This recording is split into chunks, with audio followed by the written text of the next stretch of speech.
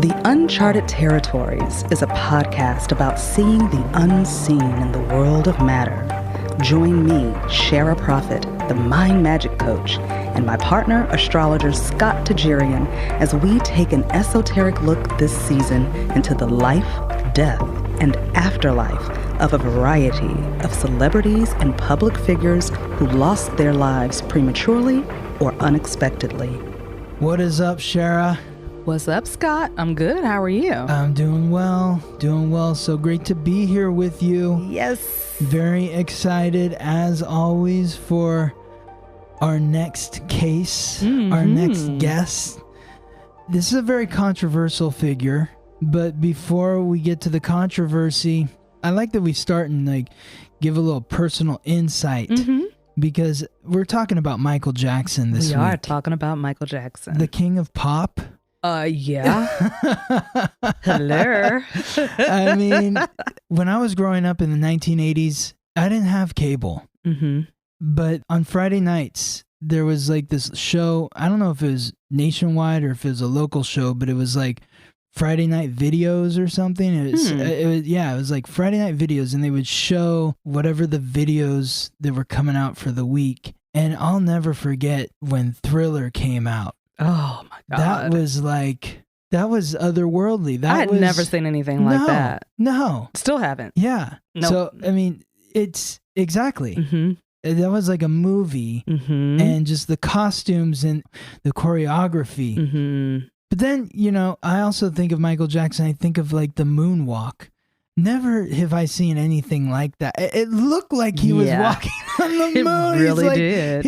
I remember effortlessly. As a kid, effortlessly. We all tried that at school. Oh my God, I still try it right now. Exactly. I'm like, can I do this when now? you see him do that, it's like, how is he moving? It's like his feet aren't touching the ground. So, I mean, there's no way to overstate the impact that Michael Jackson and his music had on every child growing up in the 1980s, 90s, and then even going back, and even before further, then. exactly, because I remember I knew Michael Jackson from Thriller, and then my mom played some music, and it's this little kid, and she's like, "Oh, well, that was Michael Jackson when he was a kid." And you see these pictures. He's like this 5-year-old kid that's singing and dancing with his 4 brothers. And I mean, he was a huge star by the time he was 5 or 6 years old. Huge. Huge. Oh, yeah.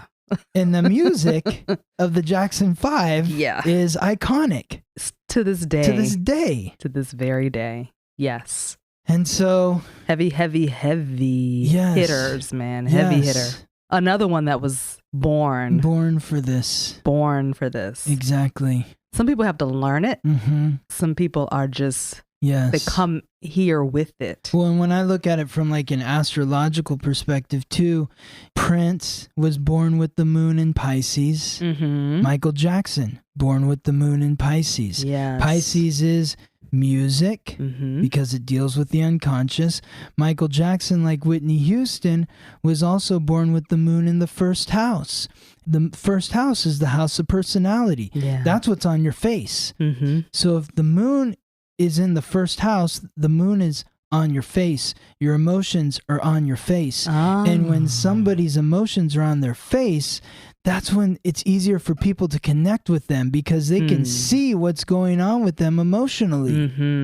There's oh, wow, this excitement with them. When they're excited, you feel their excitement because it comes out right on their face. Yes. And Michael Jackson just... And it's not rehearsed. No, it's not just rehearsed. natural. It's natural. Because you have some really big stars now today, really big, but it seems very rehearsed. Yes. You know what I mean? These guys, it is just Whitney, Michael, Prince. It was just natural. Yes. They didn't, nobody was instructing them. Well, even though Prince wasn't born with the moon in the first house, he was born with the moon in the 4th house. And the moon rules the 4th house because the 4th house is associated with the 4th sign, which is Cancer. And the moon rules Cancer, therefore it rules the 4th house. So you have people that were born with the moon in the 1st house, like Michael and Whitney, where you can see their emotions right on their face. But then people like Prince that were born with the moon in the 4th house, where they have a deep well and attachment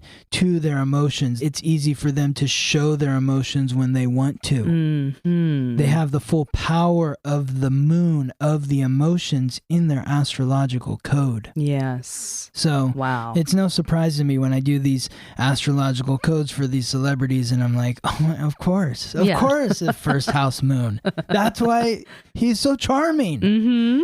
Mm-hmm. Such a charming individual, Michael Jackson. Oh, yeah. So I happened to watch a couple of interviews with him, like maybe like a few weeks ago. Mm-hmm.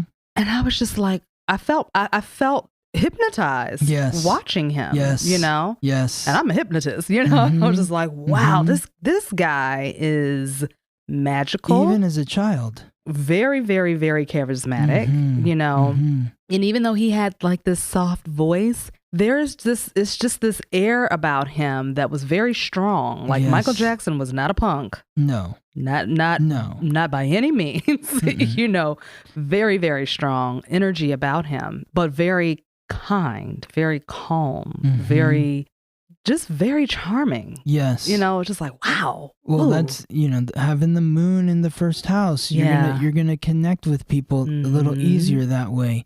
Another similarity he has with Whitney is they're both Pisces rising. That was the sign that was rising along the horizon when they were born. So that gave them that really ethereal look where they're like, are they from this planet? I mean, he looks like an alien almost. And I mean, even before the plastic surgery. Yeah, exactly. I know what you mean. You know, but it also made them very sensitive to the people around them. And Pisces, again, music. So the ascendant is in Pisces. They have the ability to tap into that ethereal realm. Yeah. The other thing that you said just a second ago about, you know, Michael wasn't a pushover, but you might think of him that way because he's a Virgo, you know, and Virgo is that very submissive character, but they see everything. Oh, yeah. They see all the details. So they might be quiet in the corner, shy, not saying anything, and very polite, but they can cut you with their words. They are analyzing you. Exactly. And there's a lot that's been coming out about Michael as far as like, you know, friends in the industry. They're like, oh man, Michael is, you know, he was a badass businessman. Oh, I'm sure. Oh, I'm sure he read every contract. Goodness. I'm sure he saw every word that was written in the contract. Yeah. That's Virgo's the details. Oh, yeah. He's not going to let someone else deal with the details. Oh, yeah. He's going to pay attention to those details. And I was like, okay, Michael, you know. So, yeah, don't underestimate the quiet, soft-spoken people. No. Those are the ones that will... They see it all. Cut your ass real quick. But yep. in a way that is going to hurt you deeper than a physical cut, you know? And that's real. Yes, so, absolutely. Yeah, Mike. So, yeah. Okay. Yes. Well, we'd be remiss if we didn't talk about also just the intro, you know, all the controversy. And I know you'll get into that later, but the molestation, abuse, all that sort of stuff. Yeah. And we'll get into that as well. But why don't you introduce us? Tell us. How did this come about? Well, you connecting with Michael Jackson.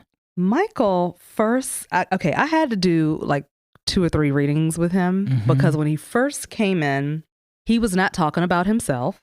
He came in showing me a black sun in his hand. And I was like, what the fuck is that? So when I did the research on the black sun in alchemy, okay, it's the occult symbol in alchemy, and it indicates the first phase in creation of the philosopher's stone. Okay. And the philosopher's stone, for a very short description, otherwise we'll be here for about 2 hours talking about it. The philosopher's stone is basically you reaching a certain height in your ascension, spiritually, mentally, physically, energetically. Okay. So it is the ultimate goal, pretty much, just to kind of keep it simple. So us going through these different processes and understanding the universe, understanding ourselves, which is once you understand yourself, you can begin to decode everything else around you, right? So that's basically what the Philosopher's Stone is, and you guys can look it up and do your own research, okay? So there's certain phases of the alchemical process. And I'm talking about this is what he showed me. So we got to get into this. All right. So the negredo, or the blackness, the black phase, its meaning is purification of the black matter, okay? The dark matter, transmitting into a new state, new life, rebirth. Dark matter or black matter is basically that primordial substance, the ooze from which everything was created, okay? Yeah. So when we go into that purification process, we're going back to the beginning. We're rebirthing. We're moving from one state to the next. We're going back into creation mode again. Okay. That's what he showed me. Okay. I was just and like, what this is deep as hell. Significance of this? Well, let's get into that. Yeah. Okay. So he says to me that this is what's happening to the planet, but people are afraid. Yeah. Afraid of the darkness that is taking place right now. However, it is necessary and we can't stop it. Nope. Okay. Trump, disease, droughts, panics, pandemics, children being kidnapped. Interesting that he brought that up. He brought all this up. He brought all of this up. Okay. Brown and black children are used to help usher the earth into this rebirth. What does that mean? All right. He said, well, their essence is needed. Their innocence is needed. And I asked him, are they being hurt? He says, in some cases, yes. In most cases, no. They are being hurt to release. This is the whole adrenal stuff. Now, this reading happened before I even knew about their adrenal shit and all of that stuff. And I was like, what the fuck is he talking about? I don't know what this means. So I had to look a lot of the stuff up, and then I was like, oh shit, there's like a whole conspiracy behind this. Yes. Okay. Yes. And that's how I found out that this was like what people do sometimes. Well, that's the belief. So he said that they are hurt to release a chemical in the adrenal glands called epinephrine, adrenaline, and norepinephrine, which is the noradrenaline. These uses are to assist with creating like an ethereal feeling. Okay. It kind of helps you reach that height, right? That height that I was talking about, that enlightenment phase. And it also helps with joint pain and help with youth and regenerating cells and things like that. Okay. And you guys do more research on that. I'm not going to get too deep into what it does. Okay. Then he says, if they get enough of it, they think they can pump it into the Earth's core to help save the planet. I'm like, who the fuck is they?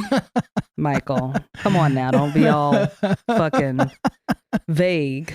So he just kept talking about they. I never got a full read on who they are. So he said that these chemicals help regulate the inner world of the human body through the brain. In essence, they are trying to save the heart of the planet using these natural juices from brown and black children because of the power of their melanin. Okay.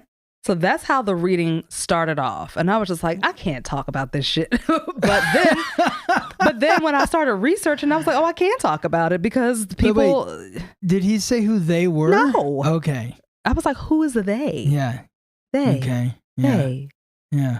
So in my mind, this is what I have to connect dots sometimes. Right. So in my mind, I'm thinking they are the people who subscribe to the idea that the planet needs saving. Right. Okay. They could be what we call, whatever you want to call the Illuminati or whatever, whatever you want to call that. Sure. Okay. Yeah. And the theys that exist don't even call themselves the Illuminati. You don't know what they call themselves because it's a secret. It's a secret. Yeah. Right?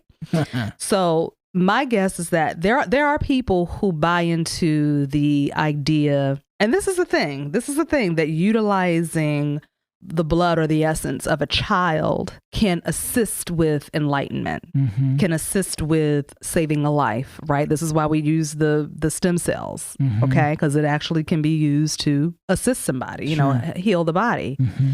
So there is some truth to that scientifically, okay? But there are people out here who do magic and they still believe in the old ways of doing magic as far as like, you know, child sacrifice and things like that. That was a real thing, you know, that actually happened. And there's people who still believe that in order to pull the most powerful essence is you have to use a child to do it, okay? Right. And there's also sex magic attached to that as well, with the child as well. So you can pull the essence of a person through sex as well, anal sex, all of that stuff. This is not conspiracy.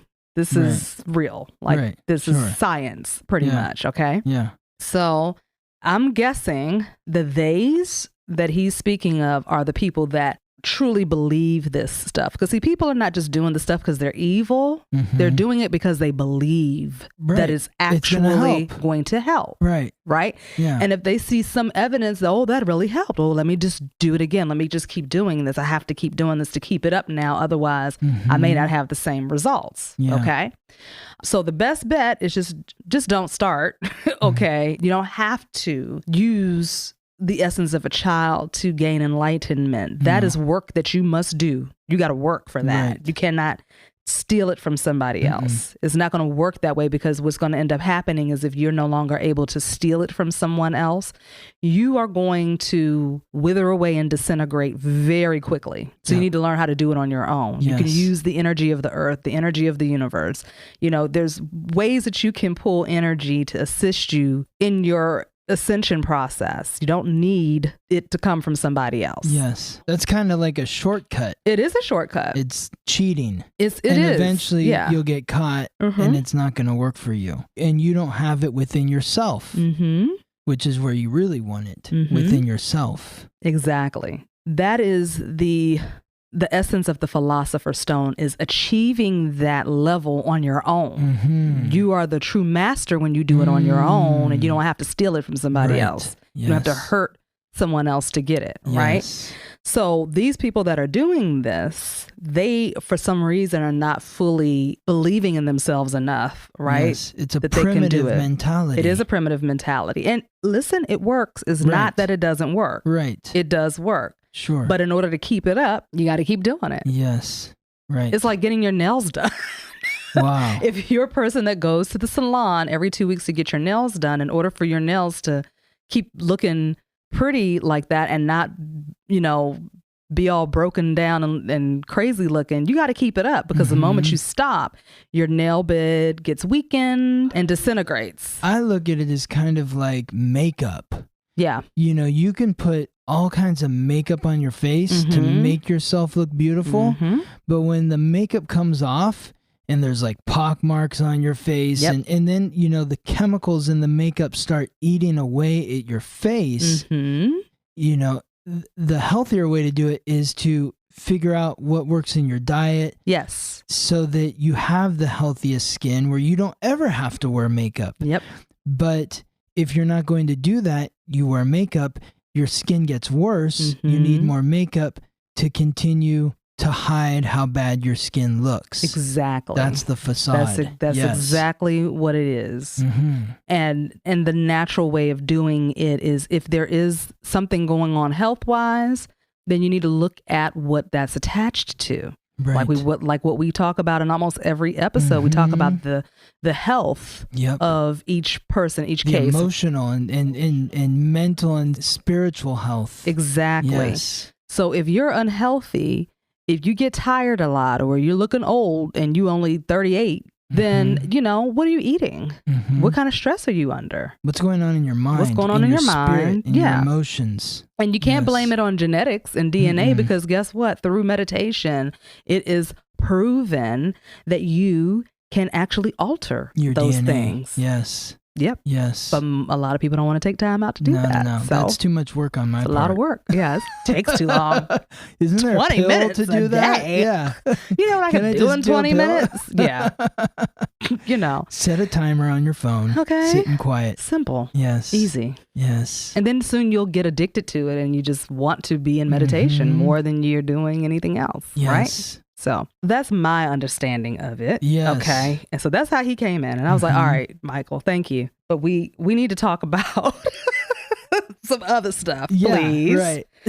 Okay. So the theme. How about the theme of his life? His running theme in his life. Running theme. Prostitution. Makes sense. Totally makes sense. Oh my goodness. Yeah. Wow, that's profound. Prostitution. Yes. Was the running theme of his life. Okay. Yep. Child worker. Child worker. Also sex with older women in the industry. I could imagine that. For sure. Some famous singers. Yeah. I'm not mentioning any names. I don't have time for that. I'll tell you afterwards. Okay, cool. Yeah. Some of them he felt very drawn to, very, even thought he was in love with. Yeah. With them. Well, isn't that the irony though? That is what happens. Because that's what these young boys who are now men said about Michael Jackson, that they were in love with him as a child. He was, someone they looked up to. I could imagine the same for Michael, being a child looking up to an older woman or whoever it was. Yeah. And falling in love with them, even though it was an inappropriate relationship. Absolutely. Absolutely. Yeah. And we'll get deeper into that as well as we go along with the reading, because there's a little bit of a caveat to that. It's not just straight up in your face like sex intercourse type of a thing. It's a little bit more complex than that. And so like a grooming. I mean, is this something like, I think about what you said during the Whitney podcast, where she said she didn't want to do a job where she was going to have to like train a younger singer or singers on showing the ropes, basically. Like, this is how it is. This is how it's done. This is how it's done in the business. Is it kind of like along that? You know what? Kind of. Well, I'm talking about his experience with the children. Oh, okay, right. His experience. There's a little bit of a twist to that. Okay. It's not straight up child molestation. Right. It's a little bit more complex than that. Okay. It's not excusing anything. It's just to gain a little deeper understanding. But for him, being a child in the industry, becoming a man, like, you need to be a man now because you're in this industry and this is what you got to do, type of a thing. And all my brothers is doing it. So, Yeah. So this was kind of the theme of his life. Prostitution, sexually, contractually, in the industry, being kind of pimped out as a child, which happens sometimes when you are a kid, a young entertainer like he was. Sing and dance for us. Exactly. Here's some money. Now do your thing. Even if you don't necessarily feel like you it. don't feel good? You want to go money. play. Yeah. You want to go read a book. You want to, just take a nap, maybe, just sit outside and look at the sun and the birds, and you got to practice. No childhood. No childhood. And there's a punishment for it if you don't. Yes. So a lot of child entertainers deal with this, which leads to a lot of suppressed emotions. Stunted growth, being stuck in a certain developmental stage. Yeah. And he's definitely stuck in some developmental stages. He was. Oh, yeah. And here on earth he was. But he has ascended on the other side. Oh, I'm sure. Yeah. So we'll talk a little bit about that too. Let's get into it. Yes. Okay. So he says, I was pimped out like all children are in the entertainment industry. I was groomed to be a pop star, and there was no other possible route for me. That's what he was supposed to do, whether he wanted to or not. Yeah. And he did. Like, he loved what he did. He did. He was natural at it. Sure. But there was also a program that he was running on as well, kind of like a robot. I'll just say real quick in relation to that, Michael's Saturn, which is the planet of authority, responsibility, hard work, mastery, achievement, ambition, it was in conjunction with his midheaven, which is career, So, I mean, it's like from the get-go, your career is going to be extremely important. So you're a child? Great. This is time for you to get a head start on your career. That's how I view that. Yes, absolutely. No better time than being a baby, right? Start your career now at 18 months. Right. Dance, sing. So let's talk about Michael's childhood since we're there, right? Yes. Okay. I asked him, I said, tell me about your childhood. He said, I didn't have one. Right. I was groomed to be a star from the time I was born, and all bets were on me. It was a lot of pressure. I was a star seed, okay, meaning not from this planet. Right. All right. Coming here with a lot of information and a lot of wisdom, okay, and not really fitting in. So he said, I was a star seed and people fed on me, fed on my energy. So I asked him how, and he said, I had the weight of the entire family on my back. They relied on me, so I received the attention and the brunt of the abuse from Joe. He calls his father Joe. He loved us, but his fear and lack mentality pushed him to be cruel towards us, mainly me. So he said his father was jealous of his talent. So we have a parent here that did display some jealousy. And while he pushed him to succeed, he also put him down, told him he was ugly, he had a big nose. This led to, of course, the surgeries and things like that, okay? Yep. So, speaking of his appearance, I did talk to him about the vitiligo, or what's that? The discolorization, okay? Yeah, from black to white. Because he did have some light spots on his body, which is why he decided to go ahead and just do the bleaching. And a lot of people thought it was because he wanted to be Caucasian. And he said no. He was like, I love being black. Because I asked him that. He was like, no, I'm a black man. I love being black. But for him, the change was happening so rapidly, he figured he might as well just go ahead and lighten himself to match it so he wouldn't be patchy. Sure. But when we think about the vitiligo, I think I'm saying it right, the emotional root cause of it is a strong sense of disconnection or separation from someone or something that we want to be in contact with. Yes. Okay? That's crazy. Right. Right? So if we're continuing to seek that connection and it doesn't happen, a person will eventually remove themselves from the situation completely. And the loss of the pigmentation is an unconscious manifestation of trying to become invisible or disappear from the situation. That shit is deep. Yeah. So let's talk about that a little further. Is that his disconnection with his childhood in some way? Yes. From having a normal childhood, right? Yes. Okay, wanting cool. to connect with being a kid, right. Wanting to connect with his childhood and feeling the loss of that.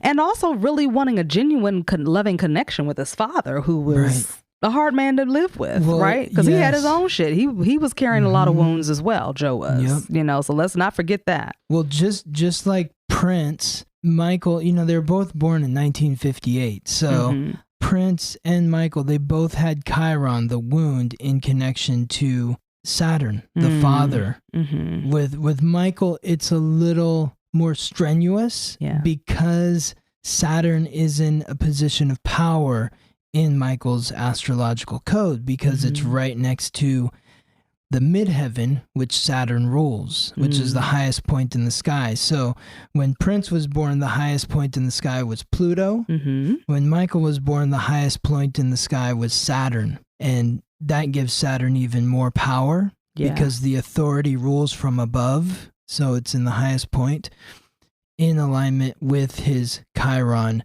So a heavy wound in relation to his father and in relation to his career achievements. His Chiron, Michael's Chiron, was also in the 12th house. That to me is that star seed indicator, because Chiron is not only the wound, the symbol of it looks like a key representing the ancient wisdom that is unlocked through healing that wound. And Michael's wound was in the 12th house, which is the house of the unconscious, which means that he had a wound, but also ancient wisdom in his unconscious, which means, he's someone who didn't need a mentor. Right. Like the genius is already within him. He just needed to pull it out. And of course he did. Exactly. And that makes so much sense. And I'm going to talk about that a little bit later, why that is spot on for him, especially. Like nobody taught Michael how to moonwalk. No. he watched, I think like James Brown was one of his idols. Sure, like he was like, I would just watch him for hours and just do everything he did. Yes. So he was a person that could look at something and mimic it. Yep. And just be like, oh, I got this. Yeah. And then add his own twist to it. Exactly. Yes. So yeah, a bad motherfucker. You know what I'm saying? Just badass. Yes. Okay, so also this loss of pigmentation, it appears in the part of the body where the person feels the separation most strongly. Okay? So it's deep, man. It's deep. Okay, so let's talk about Michael's life. So larger than life this man was, okay? Larger than any life we could ever imagine living, right? Totally. Pretty crazy. And he actually, he loved women. Okay, this is another one that loved women. And he wanted a family. He wanted a wife. He wanted all of that stuff. He genuinely wanted these things. It's so interesting, like, because I can't help but like just see different similarities between certain astrological codes. And you said Michael loved women. Yes. And you said Prince, loved women, was of service of women. Both Prince and Michael were born with Venus, Lady Luck, the goddess of love and beauty, in the 6th house, the house of service. So in some ways, they both, that's their love of women, is to be of service to them. Yes. And it's, and really quickly, the two of them had a very interesting relationship with each other. It was like this healthy competition. Right. And I remember, I can't remember which one of them said this. I think it was it Michael that said it? Michael said, I think he said something like, he hears a melody. I better write the song. I better write the song because Prince is going to take it, or something like that. Like if I don't write it first, then Prince is going to write it. Exactly. And it's so interesting because, again, they're both Pisces moon. He's like, if I dream up a song, I better write it, otherwise Prince will. And Pisces, they're both Pisces moon. Pisces is dreams. Pisces is music. Yes. So they have powerful dreams. They were able to dream up music. What's also interesting is Michael is Virgo, which is mutable earth. Prince is Gemini, which is mutable air. So both mutable, strong connection, but earth and air don't mix. Right. So that's that healthy competition between the two. Yes. And there was this clip that I was watching maybe a year ago. Yeah. And James Brown was performing. Prince and Michael were both at this performance. Yeah. So Prince goes up and does his thing, and then he whispers in James's ear. Yeah. And the next thing you know, James calls Michael to the stage. And Michael's like, what the fuck? Like, you can tell Michael's like, oh my God, like, I don't have anything prepared for this shit. And so he goes up there and he's like trying to improvise. He pulls it off, but you can tell he was uncomfortable. You can tell like, this is not my thing. I don't improvise like that. Like I rehearse my shit. See that? Okay. See that? Oh, wow. Michael, Virgo. Yes. He's a 6th house Virgo. Perfectionism. Yes. Like rehearsals, I have to imagine for Michael Jackson, like he would rehearse. Oh my goodness. Rehearse. Could you imagine being over and again? his band a backup dancer? Oh my goodness. Whitney was also a 6th house son as well. And so I'm at like a lot of rehearsing, that 6th house energy. It's about practice, do the work. Yeah.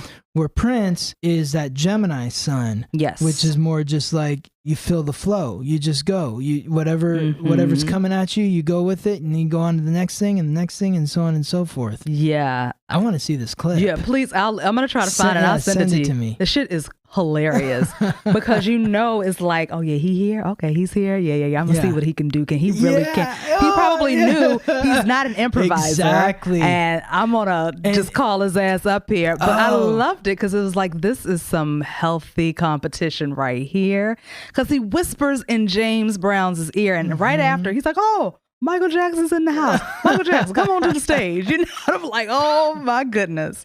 Michael, that Pisces rising, that's mutable. Yeah. Mutable water, Prince, Gemini sun, mutable air. Both mutable, strong alignment. Air and water don't mix. That competition. So I bet Prince kind of liked getting under Michael's skin a little bit. Yeah, he knew it. The spotlight on him. Yeah, he knew that wasn't his his strong suit. So he was like, oh, okay, he's here. Yeah, let's do this. So it's hilarious. But they had mad respect for each other. Mad respect. Sure. Like you never heard them saying bad things about the other person. They pushed each other. And you need that. Right. Like you need that if you're in a certain business or whatever. Yeah, you need somebody to push you, because if you don't have that competition, you kind of just stay stuck. You know what I mean? You just keep doing what you're doing. But if this one over here is, and you're like, oh, wait a minute, hold up. You just put an album out? I got to put 2 out. Yep. You know, I need to go on tour. Right. Whatever. Yes. So it was really interesting, but I'll send you that clip because I was just like, oh my goodness. Yes. Yeah, it was pretty interesting. So he genuinely wanted a family. Okay. Yeah. Okay. But he said it just wasn't meant to be, no matter how hard he tried to make that happen. And we saw evidence of him trying to do that. Yeah. You know, he said, I would have had to give up my music and my career, and that was my first love. Yeah. He wasn't quite ready for it, even though he was trying to do it. Well, and he had a couple kids. He did. But it wasn't like the quintessential. It wasn't family. It wasn't Ozzy and Harriet type of, No, it wasn't that. No. That's what he wanted. Right. But he knew that his life just wasn't designed for that. Like it just, where he was in his life, it just wasn't going to be that, you know. But he had some kids, right? Like some biological children. Yeah. And so I asked him, I said, do you think you would have become the star you are if your father didn't push you and your brothers? And he said, no. My father was a monster, but I loved him, and I still do. Yes. Out of a nightmare came a dream life that I loved. Okay. Yes. So he appreciates. See, that is the essence of Saturn. Yeah. Saturn is the authority. It's hard fucking work. Yes. But if you do the work, you get the rewards. Absolutely. Make the work for you. Yeah. Yeah. You got to work it. So that's, yes. Yeah. So he has gratitude in his heart for the way his father pushed him. Obviously, he probably would have preferred him do it in a gentler way. He didn't like it when it was happening. Right. He said, I liked being famous most of the time, but I hated being misunderstood. And a lot of people misunderstood Michael. Yes. But he had this very eclectic lifestyle. It was not unlike anything we've ever seen before in the public eye at that. You know? I mean, and this is a time where celebrities were untouchable. You know what I mean? Like they were really idolized and treated like gods, because we couldn't just go to Instagram and talk with Michael Jackson. No. And you couldn't just meet him on the street like that. Right. No. Right. Oh, no. He was like, he had like presidential style protection around him. Exactly. You know? Oh, and when you also say the family too, I want to bring up the North Node, because that's the soul's purpose. Michael's North Node was in Libra. In the 7th house. The 7th house is associated with the 7th sign, which is Libra, and Libra's the scales. There's got to be something on each side for the scales to be balanced. So his purpose here was really to be in relationship. Yeah. And he didn't really have that. Didn't have that. Yeah. So that was the longing for him. Yeah. Yes. And he was trying to do it. He tried. He really did. But there was a lot of wound healing that needed to happen in order for him to be in a healthy relationship with a woman. You know, he didn't have the best relationship with his father. His mother and father didn't have the best relationship. He was groomed very young. So he loved women, but at the same time, I feel like there was also a little bit of resentment. Sure. Because of how he came to know a woman at such a young age. And I think that he was confused a little bit about what it meant to be in a relationship. He wanted to be chivalrous. He wanted to be kind and loving. And he was. But I don't know if he was able to fully be present in those types of relationships. Well, I talked about how Saturn was in alignment with his Chiron, a wound to the father. Yeah.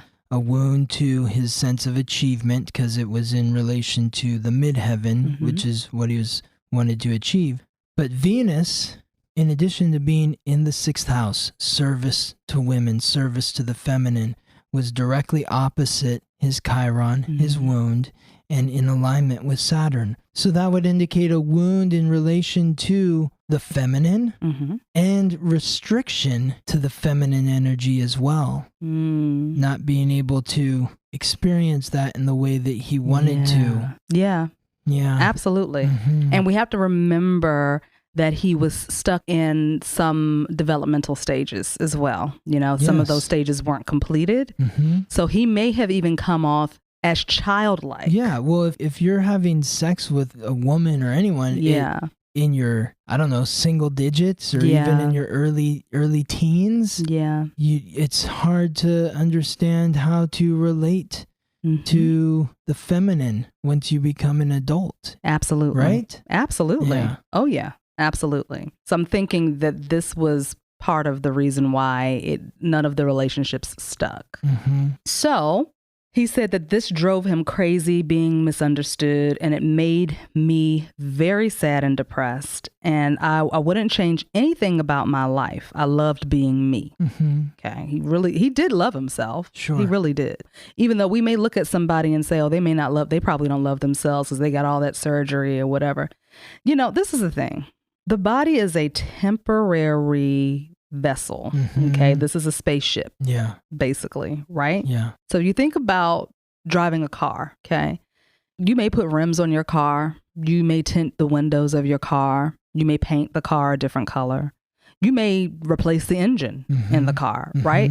The body is similar to that. So when we see people that go through these extreme changes in their body, with their body, the thing is that it's not necessarily that they hate themselves.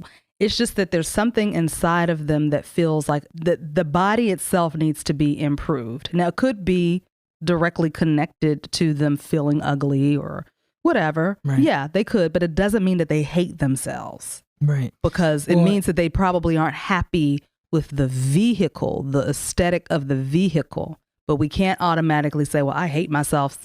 They hate themselves so much that they chop their bodies up. Right. Well, I also see it a lot with people that have a lot of earth in their astrological code because they need to see the changes on the outside that are coming out from the inside.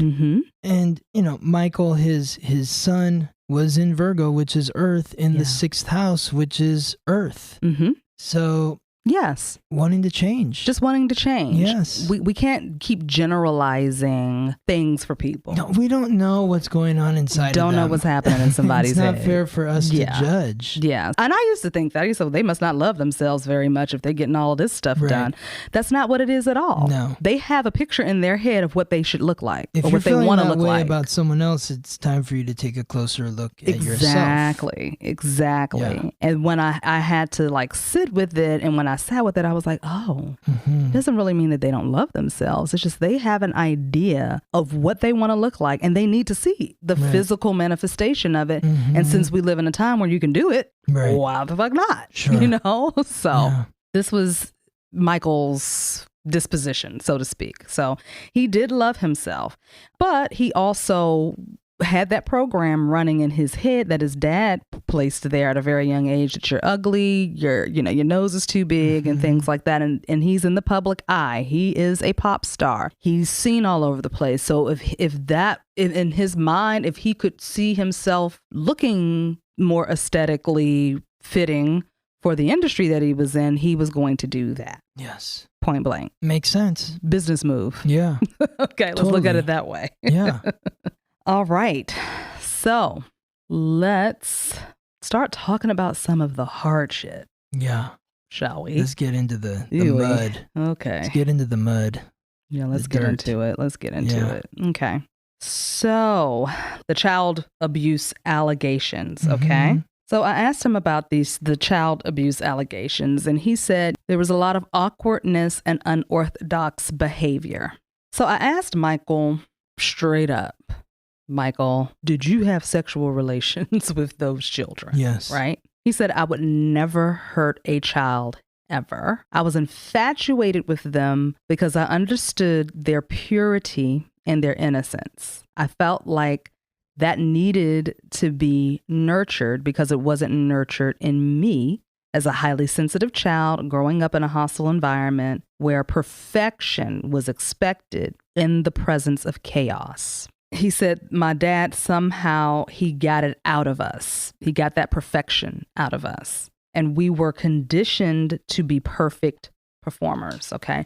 So again, this is him chasing his childhood through these children. Now he admitted that there was some awkwardness and unorthodox behavior with the kids. And, really quickly, I just want to let everybody know that when Michael came through, he came through with Metatron. Okay. Metatron is an archangel, and Metatron, he has the ability to warp time and space. Okay. He can help you move through portals and time holes and all of that type of stuff. Right. I use him when I'm running late for things.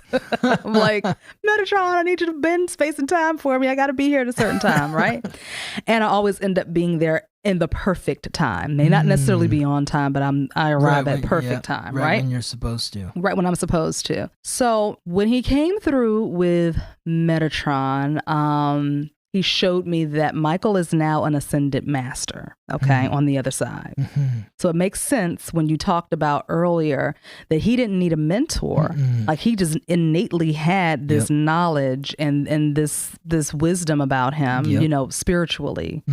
So when he passed over, he is now an ascended master. And so Metatron has also been working with him and taking him through a series of like kind of obstacle courses a little bit to just strengthen him and to assist with even more wisdom and knowledge and things like that, which is probably why he came through with the Black Sun and talking about the Philosopher's Stone and all of that in the beginning. And I was just like, what are you talking about? So again, he appears very regal and wise. Michael does, okay?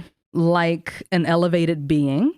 And when I asked him, was he an ascended master? He said yes. And that's when Metatron confirmed it, that he is an ascended master and he's still undergoing some training. Okay, so the training never ends, right? And he's on his level 4 initiation or spiritual transformation, whatever that means. Yeah. I don't know. But that's what came through. Wow. So I'm bringing this up because when we are talking about the awkwardness and the unorthodox behavior with the children, right? I'm asking Metatron, I asked Metatron if Michael was inappropriate with the children, okay? Because Michael's telling me one thing, and I'm like, okay, I have to believe what he's saying. Right. But there's also a warped sense of perception. Sure. Because of where he's coming from and what he's thinking. Right. Okay. Because just because he's ascended master doesn't mean that he still doesn't have the same thought patterns that he had here on Earth. Okay. Yes. Because ascended masters are people who walk the earth. Exactly. And this is the physical manifestation of your soul. That's what the body is. Exactly. So when you leave the body, your soul goes on. That's right. Who it was in the body is still who the soul is. There's an imprint. There's an imprint. An imprint of your experience here on Earth. Yes. Okay. So I asked Metatron, and he said not in the classical sense, meaning there wasn't a sexual attraction to the children necessarily. He wanted to be a child. So think about that. I mean, I think I understand. Yeah. Okay. So he wanted to be a child. So he played with them like he was one of them. Okay. So when you see two children playing together, they are grabby. Like little children, little kids. If you ever watch little kids play together, one grabs the other one's thingy, you know, penis, vagina, whatever. Right? They're exploring one another. Okay. Again, I am not, well, I mean, to a lot of people, I'm just telling you what it sounds like an excuse for molestation. Right. But that's, I'm not excusing it. I'm breaking it down the way it came in. Okay. And this is not an excuse. Right. But if we're going to talk about these things, you know, we do need to understand the different levels of it, and this will also help us have a better understanding of the psychology behind it when it does happen, when it's happening, when a person is doing this to a child.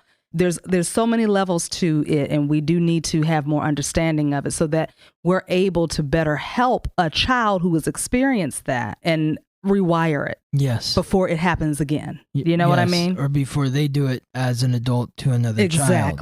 Exactly. Right? And that's what I mean. Before it happens again, they grow up and they do it. And then you have some children that do it to other children. Yes. You know what I mean? Yes. So it's important to understand all of the mechanics of how this can happen. Totally. So I'm not excusing it. No. I'm speaking trying to understand it from better. A place of just the logic of it. Yes. Okay? Because I don't play that shit when it comes to children. You know, I don't play that at all. So, okay. So he said he played with them like he was one of them. All right. So again, I just gave you that example of how little boys from the ages of like 3 to 5 play with each other, touching inappropriately, you know, whatever, exploring. Right. So the development, Michael was basically stuck in these developmental stages. Okay. 1 through 6. You guys can look it up on your own, what those represent. We will be here for like a whole nother hour if I get into that. So this is why. This is the reason for the accusations. Okay. Now, this is not an excuse because he's a grown ass man, right? Yep. Grown man, you know better. Oh, yeah. Absolutely. You know better. Yeah. So there is no excuse, but this is a glimpse into what was happening inside of his mind, trying to recapture that childhood through being a child. Okay. Yeah. So was it true? We don't know. I don't know. I can't say that, right? I don't know. I'm just saying what I'm reading, the energy as it comes in. Okay. So I'm not saying yes, he did it. I'm not saying no, he didn't do it. I am just saying this is the energy that came in. Right. And you know, that's what came in. Yeah. Okay. Right. So that is that on the child abuse allegations. And I know some people are like, well, how can he be an ascendant master if he did that? Listen. On the other side, that shit doesn't matter. Straight up. Sorry to crush anybody's heart. The human experience is designed for us to learn something about ourselves. We agreed to come here and have an experience. We agreed to be a good person, quote unquote. We also agreed to come here and be an asshole and be a killer and be a Hitler. And you know what I mean? Because the ripple effect that it has, whatever happens to me, if somebody comes along and punches me in my face and abuses me, there is a connection there. I need that to assist me in remembering who I am and break free of the ties from a past life or the ties from an ancestral lineage curse or something in my bloodline, right? Maybe I'm the one that it's time for me to break it. Right. Okay. So we all come here with an assignment and we all agree to be each other's teachers. Yes. So on the other side, there's no judgment. There's no judgment. Because I touched a child doesn't mean that I'm not going to be an ascendant master on the other side. Right. That's not how the spirit world works. And having these understandings, right? It does not excuse, it doesn't give anybody permission to do anything. It's just having the understanding. Yes. Yes. Wow. Yeah. This is so deep. I know. Having the understanding, well, I think it goes back to like what you'd said. It helps us understand so that we can help the people that have been abused. Absolutely. But like you were saying, if somebody comes down the street and hits you, there's something karmic going on, or there's something going on in your life that needs to move in some way that's not moving. I think of it as just like cancer or any of these ailments, like Prince's ailment. It's not, you're not dealing with something that you need to be dealing with in your life, and therefore you need something drastic to happen to you in order for you to snap out of your malaise or your routine so that you can move to where you're supposed to be. Yes. Where you aren't currently. Yes. And you're not going there, so we have to push you there. Exactly. And if you keep resisting, we're going to keep pushing you harder. And eventually, if you keep resisting, then we'll just push you straight into the ground and you can start over. Start all over again. Yeah, exactly. Absolutely. Yeah. Absolutely. So it is a cycle that it's a tough pill to swallow. It it's is, not because something because we're taught over and again that just be a good person. Yeah. If you're a good person, then there's a reward in that. The good guy. Yeah, absolutely. But that's not reality. It's kind of like when people think that karma means that, well, if you do something good, then something good will happen to you. If that were the case, then why are all these evil billionaires out there making all this money if they're so evil? That's not what karma is. Karma is the perception you have of the world returning to you. Yes. It's what you think. It's what you think. Whatever you think is supposed to happen to you will happen to you. So these people can be like a pedophile and still be Michael Jackson. That doesn't... Absolutely. Yeah. Absolutely. Yes. I mean, if you honestly do not feel or think that what you're doing is wrong, you're going to attract more things and evidence in your life that you're on the right track. Right. Yes. That's just how it works. Yes. No, people don't get paid back. Death is not the payback. People think, oh, well, he died, so he's got his payback. No, that's not a payback. That's a cycle of life. Yeah. There's no payback if you're no longer in the physical body to receive it. Right. If you feel guilty for something you've done, then you'll get punished in whatever way you feel you should be punished. Exactly. But if you're doing something that other people might think is bad or nefarious in some way, but you don't feel that way, then nothing happens to you. Exactly. And that's also a very hard pill to swallow. Yes. When people come into the resolve, right? I have to do this thing and I'm okay with doing it. Right. It doesn't matter that I may think Scott's an asshole for, running over the cat that was in front of his car. But if he feels like, look, this cat won't move. I've beeped the horn several times. I'm running late for my appointment. I got to go. I'm just going to run over this damn cat. Right. If he comes into a resolve like, oh, okay, whatever. Yeah. Nothing is going to happen to him. Regardless of how I feel about it, it's nothing as bad as going to happen to him. So it's a good analogy, by the way. I did run over my cat. No. But it lived. And I did it on accident. It wasn't on purpose. I didn't know it was there. But the cat lived. It was an amazing cat. Yay. I love cats. So I would never purposefully try to run over a cat. I know you wouldn't. I just needed to be extreme for a moment to get people to understand. You know what I mean? Like, our judgments are our judgments. That's my judgment. I could do some things if I wanted to. Like, oh, okay, I'm gonna fix his ass. Because that's the energy manipulation, right? That's a whole nother topic. But, again, if I believe that I can alter something in your energetic field to make you feel the shit for running the cat over, then I can do that too. Right? Yes. So we have to understand how energy works, how the mind works, and how these laws work, the universal laws work. Right? So this is a tough one. So should we talk about Michael's death? Yeah, let's talk about this death. Okay. All right. Where is his death? Oh, I wrote it down because we did this already. He doesn't want you to see. You want to keep flipping through? Yeah, so strange. Did you write it on a different page? Let me check. Where could it be? This is so weird. There's a page ripped out right here. Oh my God. Michael. Okay. Is the page ripped out in a place where it would have been? I mean, it's right in the middle of his reading. Huh. Do you want to just stop it here and we can come back and record? Yeah, let's do that. Okay. And then we'll pick back up. Yeah, right at the death. So weird. Yeah, let's stop it. Let's stop it. Okay, so that happened. The page was ripped out of Shara's book, and we will conclude the Michael Jackson episode next week if Shara can find her page or meets with Michael Jackson again. Stay tuned to experience the exciting conclusion of this episode in the next episode. You've been listening to The Uncharted Territories, where we see the unseen in the world of matter. If you would like to support the podcast, subscribe.